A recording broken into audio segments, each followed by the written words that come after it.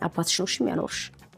ከልጅነት እስከ እውቀት ድረስ ስንት መስዋዕትነት ከፍሎ ጠብቆ አስከብሮ የሚያኖርሽ እሱ ነው። እንዲህ ድልቅቅ ያለ ህይወት ምንም ሳይጎልብሽ የሚያኖርሽ አባትሽ ነው። ደግሞ ለማፈርሽ አባትሽን ለሚስቱ ልታሚለት ባልሆነ። አይ እማዬ፣ አባዬ ችግር አለበት። እንዳንቺ እንኳን ትንሽ ሊረዳኝ ራሱ አይሞክርም። ይሆናልሽ። እሺ አሁን ምን አጥፍተሽ ነው ተቆጣሽ? ምንም እማዬ፣ ታዩ እሱን በትንሽ ነገር ነው የሚቆጣኝ። ዳጣና ውሃ ግን የፈለገ ነገር ቢያደርጉ ምንም አይላቸውም። አንቺ እንዴ እማዬ፣ ምንድነው እቺ የጎረቤት ድመተኛ ቤት ምን ትሰራለች? ማለት ምን ልትሰራ መጣች? ምናልባት ልኳት ይሆን? ምን ልታዘዝ ታያት? እኛ ቤት እኮ መታታቀም እማዬ። ደግሞ እንዴት ነው የምታየው? ኧረ ቤቴ፣ አሁን ድመቷ ምን ታደርጋለች ብለሽ ነው? አይ እማዬ፣ ወሬ ውስጥ ዳሉት ይባል ሰምቻለሁ። ታዲያ እኔና አንቺ ስላይጣናው ከድመት ጋር የሚያገናኝ ምን ጉዳይ አለ? ቆይ እማዬ፣ ለማንኛውም አባሪያት ልምጣ። የቤት አናሽ እማዬና አባዬ ደግሞ እስካሁን ከተጋቡ አልተፋቱ። ስለዚህ በእሷ ላይ ሄዶ ነው ማለት ነው አንቺን የወለደሽ? አዎ እማዬ ይህንን ነገር ብታውቅ ይሄ ቤት ይፈርሳል፣ ያለ ጥርጥር ይፈርሳል። ከምር? እንዴት? እማዬ በትዳሯና በክብሯ ቀልድ አታውቅም። አይደለም ሌላ ልጅ ወልዶ ቀርቶ ሌላ ሴት ከሄዶ ብታገኘው ራሱ ቀጥታ ነው የምትፈታው። እማዬ በጣም ኃይለኛ ናት። ለዛ ነው አባዬ የተጨናነቀው። ስሚኝማ እማዬ፣ ደግሞ ማለት ነው ሰላም ቅድም እያለቀሰች ነበር። ምን ነው አመማት እንዴ? እኔም አልገባኝም እማዬ፣ ግን በጣም አልቀሳ ነበር። ብታይ ማለት የት? እኔ እንጃ እማዬ፣ ጠይቂያት እስኪ ምን ሆነሽ ነው ያለቀሽው በያት። ውይ እስኪ አሟት ወይ ደግሞ የሆነ ነገር አምሯት እንዳይሆን ብቻ። እና እማዬ እኔ ልቀስቅስልሽ አይደል? አይ ተያት፣ ግድ የለም ትረፍ። በኋላ ስትነሳ እኔ ራሴ አረጋግጬ እጠይቃታለሁ።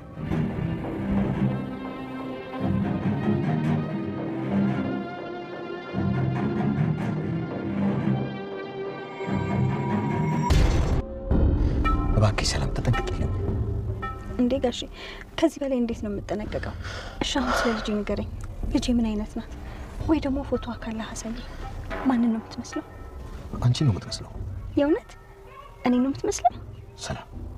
ሰላም እባክሽ አሁን ተረጋጊ።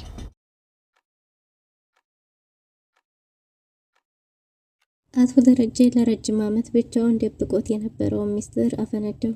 አቢጌልም አባቷን ለማዋረድ የምትጥረው ጥረት እንግዲህ እጅ ተፈንጅ ተይዛለች። አቶ ደረጀም አንቺ እርግማኔ ነሽ፣ ለኔ ልጅ ስጦታዬ በረከት ሳትሆኚ እርግማኔ ነሽ። በቤተሰብ እንኳን የተወደድኩና የተመረኩ ነበርኩ፣ ግን ደግሞ እንዳንቺ አይነት የተረገመች ልጅ ሰጠኝ። አንቺን ደግሞ ሌላ ሰው ሳይሆን ራስሽ የረገምሽ እርጉም ነሽ ብሎ እጅግ በጣም አዘነባት። ሰው እንዴት በወለደው ይደሰታል እንጂ ይከፋል። በጣም ነው ያዘንኩብሽ፣ የአባትነት አንጀት ይዞኝ እንጂ አልበለዛ እኔ አንቺን ቆርጬ መጣል ያለብኝ ድሮ ነበር እያለ ነው። ለወይዘሮ ማርታም አቶ ደረጀ ያለምንም ምክንያት እንዴት ተቆጣት አቢጌል ተናገረች። አባዬ እኔን አይረዳኝም፣ የምትረጅኝ አንቺ ብቻ ነሽ እያለች እናቷን መሰባበክ ጀምራለች። እናቷም እኮ ደሬ ነው እንዲህ የምትይው፣ ደሬማ አንቺን ችሎሻል፣ እሱ ባይሆን ኖሮ ማንም አይችልሽም ነበር እያለቻት ነው። ሰላም እንግዲህ የልጄን ጉዳይ ማወቅ አለብኝ ብላለች። ሰላም እንደሚነግራት ስለወሰነ አቶ ደረጀ ሳይነግራት ያ ችግር በመፈጠሩ እንቅልፍ ነስቶ ታድራለች። ግን ደግሞ ትናንቱን ስላልተኛሁ ዛሬም አትፍረድብኝ እባክህ፣ ስለ ልጄ ሳላቅ አላድርም ብለው ነበር እና ሰላም ለረጅም ጊዜ ስትጠራጠር የነበረው ግምቷ እውነት ሆኗል። ዳጣ ልጇ መሆኗን አውቃለች። ሰላም ውድና የተወደዳችሁ ውድ ቤተሰቦች እንደምን አላችሁ? በያላችሁበት የዓለም ዳርቻ ሰላማችሁ በዘት ተረፍ ይበል እያልን በአዲስ መተናል። በቅንነት ላይክ፣ ሼር፣ ሰብስክራይብ እያደረጋችሁ ቤተሰብ አድርጉን። በባለፈው ክፍል እንዴት ተመለከትነው ዳጣ ተከታታይ ድራማ አቶ ደረጀ እንግዲህ ለሰላም ከስንት ዓመት ከረጅም ዓመት ጥበቃ በኋላ የሰላም መንገላታትና እንደዚህ ዋጋ መክፈል አሳዝኖት ሊነግራት ወስኗል። እናም እንግዲህ እነግርሻለሁ ግን ደግሞ መጀመሪያ ተረጋጊ እያላት ነበርና ሰላም እንግዲህ መቋቋም ስላልቻለች ልጇ በህይወት እንዳለች በህይወት መኖሯን ስታውቅ መቋቋም ስላቃታት በዚህ ሁኔታ ሆነሽማ አልነግርሽም፣ ምክንያቱም አንቺ ቀንሽ የደረሰ ነፍሰ ጡር ነሽና ራስሽን ማረጋጋት ይኖርብሻል በሚል ነበር የቀረው። ግን ደግሞ በሌላኛው ቀን እባክህ ትናንቱን አልተኛሁም ዛሬን ግን ሳትነግረኝ የትም መሄድ አልችልም ብላ ነበር። ግን ደግሞ አቢጌል መጀመሪያ ውሃ ልካት ነበር። ውሃ አቶ ደረጀ ሲቆጣት ዳጣ ኤቢ ልካት እንደሆነ ተናግራለች። እናም እንግዲህ አቶ ደረጀ ዳጣ ውሃን ካባረራት በኋላ ተጠራጥሮ ነበርና ቀስ ብሎ ከክችን ወደ በሩ እየወጣ በነበረበት ጊዜ ግድግዳ ላይ ተለጥፋ ስታዳምጥ አግኝቷታል። በዚህን ጊዜ መናገሩን ትቶ አቶ ደረጀ እጅግ በጣም ተናዶ አቢጌልን ወደ ክፍል ይዟት ሄዷል ማለት ነው። እናም በዚህ ጊዜ ውሃ አባዬ አውሬ ሆኗል፣ አሁን ሁላችንንም ይጨርሰናል፣ እኔ እናቴ ሳትመጣ እዛ ቤት አልገባም ብላ በጣም ፈርታለች። ውሃ የምትይዘው የምትጨብጠው አታለች። ምክንያቱም ውሃ የአባቷን ቁጣ እጅግ በጣም ትፈራዋለች። እናም እንግዲህ እናቴ ሳትመጣ አልገባም፣ ሰላምዬ ተገርፋለች፣ ሰላምን ገርፏ ስታለቅስ አይቻለሁና እኔንም ይገርፈኛል እያለች ነበር። ምክንያቱም ውሃ ሂጅና አባቴና ሰላም ምን እያረጉ ነው ተብላ ስትላክ አቶ ደረጀ ስለ ልጇ ሊነግራት ብሎ እያለቀሰችና እባክህ ንገረኝ እያለች ነበር። እናም ለምን መታሃት፣ ሰላምን ለምን መታሃት ነው የምታስለቅሳት እያለች በተናገረች ጊዜ አርፈሽ የማትወጪ ከሆነ አንቺንም እገርፍሻለሁ ብሎ አደንግጣ ወጣ ነበር። ይሄንንም ለአቢጌል ስትነግራት አቢጌል ይሄ ነገርማ የሆነ ሚስጥር አላቸው ማለት ነው ብላ ተንሿካ መታ ግድግዳ ላይ ተለጥፋ ለመስማት በሞከረችበት ጊዜ ነበር እንግዲህ ይሄን ያገኘው። አቶ ደረጀም ምንድነው ማወቅ የፈለግሽው? እንዲሰሚ ያልተፈለገውን ነገር ለምንስ ነው መስማት የፈለግሽው? አትብዬ የተባልሽውን ትበያለሽ ወይ በምን ምሳሌ እንግዲህ እየነገራት ነበር። እስከ ዛሬ ድረስ ታገዝኩሽ፣ መከርኩሽ፣ አንቺ ግን ነገሮችን አውቄ እንዳላወቀ ባልፈሽ ጭራሽም የምትሳሳች አይመስልሽም አይደል? ከዚህ በፊት ሪከርደር መኪና ውስጥ አስቀመሽ፣ የመኪና ቁልፍ ውሃን አምጪ ብለሽ ላክሽ፣ ስንት ነገር አደረግሽ። ይህን ሁሉ ነገር እያወቅኩኝ እንዳላወቀ ዝም አልኩሽ። አሁንማ በዛ። ምንድነው ማወቅ የፈለግሽው? እስቲ እኔ ራሴ ልንገርሽ እያላት ነበር። እሷ ግን ምንም ነገር አላደረኩም ብላ ሸምጥጣ ነበር። አንተ ስለማትወደኝ ነው እንጂ እኔ ምንም ነገር ያረኩን ነገር የለም፣ ለምንድነው የማትወደኝ እያለች ነው። አቶ ደረጀም እጅግ በጣም አዝኖና ተናዷል። ልጅ በረከት ነው ጸጋ ነው ይባል ነበር። አንቺ ግን ለኔ እርግማኔ ነሽ። እንዴት ሰው በልጁ ይፈተናል? በልጅ መፈተን በጣም ከባድ ነው። ሰው በልጁ ለውድቀትና ለውድቀት እንዴት እንደዚህ ይቸኮላል? አባትን ለመጣል ልጅ እንዴት ይጠራል? እያለ እጅግ በጣም አዝኖባት ነበር። ግን ደግሞ አቢጌል ከራሷ ሀሳብ ውጪ ሌላ ሰው ምንም ጉዳዩ አልነበረም። በሰዓቱ የአባቷን ቁጣ አይታ ይቅርታ የጠየቀች ቢሆንም ግን ደግሞ ወዲያውኑ እኔ ላይ ነገር ስለሚጠና ነው እንጂ ውሃና ዲያጣ ቢሆኑ ምንም ነገር አይላቸውም እያለች ነው። በሌላ በኩል ናታንና ዲያጣ አንድ ላይ ቁጭ ብለዋል። ግን ደግሞ የድብብቆሽ ሆኗል። ዲያጣ ብትጠነቀቅ ይሻላል እኮ አሁን አንተ አዲስ ሙሽራ ነህ እያለችው ነበር። እናም ምን አደረስክ? አቢጌል አንድ ነገር ከያዘች ዳር ሳታደርስ አርፋ አትቀመጥምና ምን አስበሃል? ምን እየዘየድክ ነው ብለው ነበር። ናታንም ዘመኑ የኛ ነው፣ ማንም ሰው ያለ ፍላጎቱ ምንም ነገር ሊያረግ አይችልም፣ ይህ አያሳስብሽ እያላት ነበር። እና ግን እንደው እኔ ማመን ያቃተኝ አንድ ነገር ነው፣ አንቺን ያባዬ ልጅ ነሽ ብዬ ማሰብ እጅግ በጣም እየከበደኝ ነው ብሏታል። እሷም ደግሞ አባቷ ጭንቀት ውስጥ እጥረት ውስጥ እንደሆነ ተናግራለች።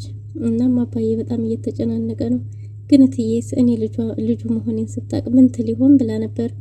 ይሄ በጣም ከባድ ነው የሚሆነው። ወይዘሮ ማርታ ለትዳሯና ለቤቷ እጅግ በጣም ትጉህና በለስ ሴት ናት። ግን ደግሞ ይሄንን ብታቅ ትልቅ ግዴት ነው ብላ ስለምታስብ እጅ ነው የምትጠይቀው። ይሄ ቤተሰብ ይታመሳል፣ ይሄ ቤተሰብ ይበጠበጣልና በጭራሽ ማወቅ የለባትም እያለ ነው። እሷም ምን የሚያባዬ ጭንቀት አስጨነቀኝ ብለው ነበር። ግን ደግሞ ናታን አባዬ አስተዋይና ነገሮችን እንዴት አድርጎ መስመር እንደማያስያዝ እንዳለበት ጠንቅቆ ያውቃል። ይሄን ለሱ ተይለት፣ ምንም አይፈጠርም እያለ እያጽናናት ነው። እናም እንግዲህ ከቆይታዎች በኋላ ብንሄድ ይሻላል፣ መንገድ ቀይረን ብንገባ ይሻላል፣ ምክንያቱም እትዬ ከሰም ካየችን ደስ አይላትም እያለች ነው። ታዲያ እማዬ እኮ አንድ ላይ አትታው አይደለም ያለችን የፍቅር ግንኙነትን እንዲህ ብሎ ነበር ናታን። ምንም ቢሆን ምን እንደሚፈጠር አይታወቅም እና ባንታይ ይሻላል ብለው መንገድ ቀይረው ለየብቻ ገብተዋል። ወይዘሮ ማርታ ቤት ውስጥ አልነበረችም። ናታንም ደግሞ ወደ ውጭ ቆይቶ ወደ ቤት ሲመለስ ውሃ በር ላይ ጠብቀዋለች። ወደ ቤት እንዳትገባ አባዬ አውሬ ሆኗል፣ እማዬ አባዬ ሲቆጣ አውሬ ይሆናል ብላለች፣ ይበላሃል፣ ትገረፋለህ። ሰላምዬን ገርፏት እያለቀሰች ነበር። አሁን ደግሞ ኤቢም ገብታለች እያለች ነው። ውሃ እጅግ በጣም አባቷን ስለፈራች ናታንን እንዳትገባ ብለው ነበር። ናታንም ያንቺን ወሬ ቁም ነገር ብዬ ደግሞ ቁሜ ማዳመጤ፣ ሰላምን የእውነትሽን ነው እያላት ነበር። አዎ እያለቀሰች ነበር። አባዬም እዛው ነው ብላለች። እና ናታንም ምን አንቺን ቁም ነገር ብዬም ቆሜ ማዳመጤ ብሎ ሲሮጥ ወደ ቤት ገብቷል። ግን ደግሞ ወደ ቤት በገባበት ጊዜ አቶ ደረጀ እየጮኸ ሰላም ደግሞ ቁጭ ብላ ትክዝ ብላ ፊቷ ራሱ ጥሩ አልነበረም። ምን እንዴት ተፈጠረ ናታን ቢጠይቃትም ግን ደግሞ ምንም ነገር ለመናገር ፈቃደኛ አይደለችም። አልጋሽ ደህና ነው ኤቢ ጋር ናቸው ብላለች። ኤቢ ምን አጥፍታ ነው ቢለም ኤቢ ምን የምታጠፋው ታጣለች ብለህ ነው እና ጋሽም ደህና ነው ምንም አልሆነም ምንም የተፈጠረ ነገር የለም እያለች ነው። አንቺስ ደህና ነሽ ወይ ብሎ በጠየቃት ጊዜም እሷም ደህና እንደሆነች ተናግራለች። ግን ደግሞ ደህና አትመስልም የተፈጠረማ ነገር አለ ደግሞ ኤቢስ ምን ብታጠፋ ነው አባዬ እንደዚህ የተቆጣው? ውሃ እኮ ሰላምዬ ተገርፋ እያለቀሰች ነው ብላኝ ነበር አላመንኳትም እንጂ ብሏል። እና አንቺና አባዬ ያጋጫችሁ ነገር አለ እንዴ ቢልም እኔ እና እሱ ደግሞ በምን ተገናኝተን እንጋጫለን ብለህ ነው? ደህና ነው ምንም ነገር አልተፈጠረም ብላ ነገሮችን ለማለባበስ ሞክራለች። ናታንም በተቻለው መጠን ነገሩን እንድትነግረው እየጠየቃት ነበር። ግን ደግሞ ሰላም ሚስጥሩን መውጣት አልፈለገችም። በሌላ በኩል አቶ ደረጀ አንቺ የኔ እርግማን ነሽ ብሎ ኤቢን ትቶ ሲወርድ ፊቱ እንዴት ተቆጣ ያስታውቅ ነበር። ሰላምና ናታንም ቁጭ ብለው እየተጠባበቁን ነበር። አቶ ደረጀም በኋላ እናወራለን ብሎ በሩን ለቆ ወጥቷል። በር ላይ ተለጥፋ የነበረችው ውሃ በሩ ሲከፈት ተደናግጣ እኔ ምንም አላጠፋሁ እኔም ልትገርፈኝ ነው እያለች ስትጨናነቅ ተመልክቷል። አቶ ደረጀም ምን ሆነሽ ነው ቢላትም ተቆጥተህ አይደል ልትገርፈኝ ነው እኔንም እኔ እኮ ምንም አላጠፋሁም እያለች ነበር። አቶ ደረጀም እጅግ በጣም አዝኖ ምን አለበት ኤቢ ያንቺን ያህል ሩቡን እንኳን ያህል ቤተሰቦቿን ብታከብረን እያለ ነበር። በያሁን ግቢ ሲላት አይ አንተ ካልሄድክ አልገባም፣ የት ልሄድ ሲላት ወደ ውጭ እስካልወጣ ድረስ እኔ ወደ ቤት አልገባም እያለች ነበር። ውሃ እጅግ በጣም ተደናግጣለች። ውሃና ምጥንም ደስ የሚሉ ምርጥ ጓደኛሞች ናቸው። ውሃ እንደ ውሃው ብትፈስም ግን ደግሞ ምጥንም እንደ ባህሪዋ ይዛታለች። የውሃን የዋህነት ሁሉን ነገር ችላ ከሷ የተሻለች ብትሆንም ግን ደግሞ ጓደኝነታቸው እጅግ በጣም የሚያስቀና ነው። የውሃ ንግግሯ ሁሉ ተቃራኒ ነው። ግን ደግሞ ምንም ቢሆን ሁለቱ አንድ ናቸውና በመካከላቸው ምንም ክፍተት አይኖርም። ስለዚህ ከትምህርት ቤት እንዳትወርቁ ቢባልም ውሃ ግን በሄዶ መሬት ላይ መውደቅ ስለመሰላት ኧረ እኔ በጭራሽ አልወርቅም ተስተካክዬ ነው የምራመደው እያለች ነው። ምጥን ከውሃ በተሻለ መጠን በትምህርቷም ጎበዝ ናት። አንዳንድ ነገሮችንም ትሰራለች። ውሃ ግን እንደ ውሃው ንጹህ ናት። በሌላ በኩል ደግሞ እንግዲህ ወይዘሮ ማርታ ከስራ መልስ ወደ ቤት ተመልሳለች። ኤቢ እጅግ በጣም ደብሯትና ተክዟ ቁጭ ብላለች። በዚህን ጊዜ ወይዘሮ ማርታ ደግሞ ዛሬ ምን ሆነች ነው እያለቻት ነበር። ኤቢም ይህ አባዬ ነዋ እኔን በትንሹም በትልቁም ይቆጣኛል። እኔም መቆጣት ብቻ ነው እሱ የሚያውቀው አይወደኝም። ዳጣና ውሃ ቢሆኑ ግን በጭራሽ ምንም ነገር ቢያደርጉ ሊናገራቸው አይችልም። እኔን ግን በረባ ባልረባው ይጨቀጭቀኛል ይቆጣኛል ብላለች። አያይ ደሬ ያለምንም ምክንያትማ ሊቆጣሽ አይችልም፣ ግን ለነገሩ የተቆጣሽ ምን አጥፍተሽ ነው ብላት ነበር። እሷም ምንም ሳታጠፋ ያለምንም ምክንያት እንዴት ተቆጣት ተናግራለች። ወይዘሮ ማርታ ግን የልጇን ባህሪ ስለምታውቅ በጭራሽ ደሬ ይህን ሊያደርግ አይችልም፣ ያለምንም ምክንያትም ሊቆጣሽ አይችልም ብላት ነበር። ወይም አየን ማን ነው የሚያምነኝ? ትንሽ እኮ የምትረጅኝ አንቺ እንጂ አባዬ በጭራሽ እኔ ሊረዳኝ አይፈልግም፣ በጭራሽም እኔን አይረዳኝም። እናም እሱ ራሱ ነው እንጂ እኔ ምንም አላደረኩም ብላለች ወይዘሮ ማርታ። አይ ያለ ምንም ምክንያትማ ደሬ አንቺን ሊቆጣሽ አይችልም ስትላት፣ አይ እሱ እኔን አይወደኝም እያለች ማማት ጀምራለች፣ እንደማይረዳት እንደማይወዳት። ወይዘሮ ማርታም አባትሽ ክብርሽ አንቀባሯ እንደላቆ ከማንም በላይ አድርጎ እዚህ ያደረሰሽ አንቺን የቻለሽ እሱ ነው፣ አታፍሪም እንዴ ደሬን ለሚስቱ ታሚያለሽ እያለቻት ነበር። እንዲሁም ችሎሻል ብላታለች። እናም እንግዲህ ኤቢ ይባስ ብላ የመንደር ድመት ለምን መጣች ብላለች። ድመቷ ለምንድን ነው የመጣችው እያለች ነበር። ለምን መጣች ስጠይቂያት ተልካ እንደሆነ እያለቻት ነበር። አይ ድመት ወሬ ያመላልሳል ሲሉ ሰምቻለሁ እና ማባረር አለብኝ እያለች ነው። ወይዘሮ ማርታም ግራ ቢገባት እና ታዲያ ወሬ የሚያመላልሰው እኛ አይጥ ድመት የሚከታተለን አይጥነን እንዴ እያለቻት ነበር። ግን ደግሞ አይ ማባረር አለብኝ ብላለች። ኤቢ እንደ ትልቅ ነገር ድመቷን አባራ መታ ዛሬ ሰላም ስታለቅስ ነበር ስትላት፣ ወይዘሮ ማርታ እጅግ በጣም ተደናግጣ አሟት ይሆን ምጧ መጥቶ ይሆን ምን ሆና ይሆን እያለቻት ነበር። አሁን ተኝታለች፣ ግን ደግሞ ልቀስቅስና ልጠይቂያት እንደ እያለች ነበር። ኤቢ ለራሷ ለማጣራት ፈልጋ እንጂ የእውነት የሰላም ጉዳይ አሳስቧት አልነበረም። እና ሰላምና አቶ ደረጀም አንድ ላይ እንደነበሩ ተናግራለች። ወይዘሮ ማርታ ያው ሰላም ከድካሟ ነው በሚል ብዙም ነገሩን እንትን አላለችውም። ግን ደግሞ ኤቢ የሰርጉንስ ጉዳይ ምን አደረሳችሁልኝ ብላ ነበር። አይ እሱማ እኮ አባትሽ ደሬ ናታንን ጠይቆት ነበር። ናታንም እንደማይወድሽና ለትዳር እንደማይፈልግሽ ተናግሯል። ብላለች። እንዴ አባዬ እንዴት ይጠይቀዋል? እሱን እንደሚያፍረውና እንደሚፈራው እያወቀ አይናፋር እኮ ነው ናታን፣ እንዴት እሱን ይጠይቃል ብላ ነበር። ወይዘሮ ማርታም በጭራሽ ናታን እንደምትየው አይነት ልጅ አይደለም፣ ምን ማድረግ እንዳለበት ጠንቅቆ የሚያውቅ ነው። ደግሞ ደሬ ምንም አይደብቀውም፣ ግን ደግሞ አይፈልግሽም። ከፈልገሽና ከወደደሽ እወድሻለሁ፣ አፈቅረሻለሁ፣ ይህም ማድረግ እፈልጋለሁ ካለ አባትሽ አንቀባሮ ይደግሶ ይድርሻል። ከዛ ውጭ ግን አስገድደን ምንም ልናረግ አንችልም። በዛ ላይ ደግሞ አባቱ እመጣለሁ ብሎኛል፣ አባቱን እንጠብቅ ብላት ነበር። ግን ደግሞ ኤቪ እኔ ናታንን ካላገባሁት ያንቺ ልጅ አይደለሁም እያለች ነው። ወይዘሮ ማርታም በሁኔታው በጣም ተደናግጣለች። ምን አስገድደሽ ልታገቢ ነው እያለቻት ነበር። ኤቪም እኔ ናታንን ካላገባሁት ያንቺ ልጅ አይደለሁም እያለች ነው። ሰላም እንግዲህ ሰላም ዳጣን ሁሌ ስለምትጠራጠር ልጅ ትሆናለች ብላ ገምታለች። እናም እንግዲህ ዛሬ ካልነገርከኝ ብላ አቶ ደረጀን ስልክ ደውላለታለች። አቶ ደረጀን በዚህ ሰዓት እንዴት ስልክ ትደውያለች? ሰላም ለኔ አታስቢልኝም እንዴ? አሁን ማርቲም ቤት ናት። በዛ ላይ ኤቪ ግድግዳ ተለጥፋ ወሬ ታዳምጣለች። ልጆቹም ሁሉም ቤት ናቸው። እንዴት በዚህ ሰዓት ብሏት ነበር። እሷም እንቅልፍ ሳይወስዳት እንዳደረችና አሁን ደግሞ ግዴታ መስማት እንዳለባት ተናግራለች። ያለህበትን ቦታ እባክህ ንገረኝና ልምጣ እያለች ነው። ወይ በስልክ ንገረኝ። እሱም በስልክ አልነግርሽም ስለዛሬ ከቆየሽው አይበልጥምና ትንሽ ታገሺ ቢላትም እሷ ግን በጭራሽ እንደዛ ሊሆን አይችልም ብላለች። እናም እንግዲህ አቶ ደረጀ እሺ በቃ ነኝ ብሎ ያለበትን ሎኬሽን ልኮላታል። እንግዲህ ሰላምም እስከዛ ድረስ ሄዳለች። አቶ ደረጀ መኪና ከፍታ ስትገባ በጥንቃቄ ነው የመጣሽው፣ ዙሪያሽን ተመልክተሻል ሲላት አሁን ማንም የለም ብላ ነበር። እና እባክህ አሁን ንገረኝ ስትለው ቃል እንድትገባ ጠይቋታል። ለምን ብትለውም ቃል ሳትገቢማ ይህን የሚያክል ነገር አልነግርሽም፣ ምክንያቱም ለልጅሽም ቢሆን እናቷ መሆንሽን አትናገሪም ብሏታል።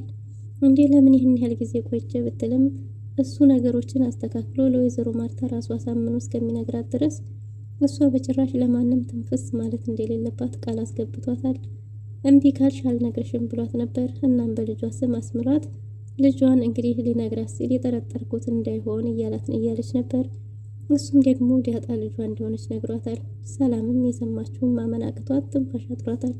ውድና የተወደዳችሁ ለዛሬ ነበረን ቆይታ የሚመስል ነበር። በቀጣይ እስከምንገናኝ መልካም ጊዜ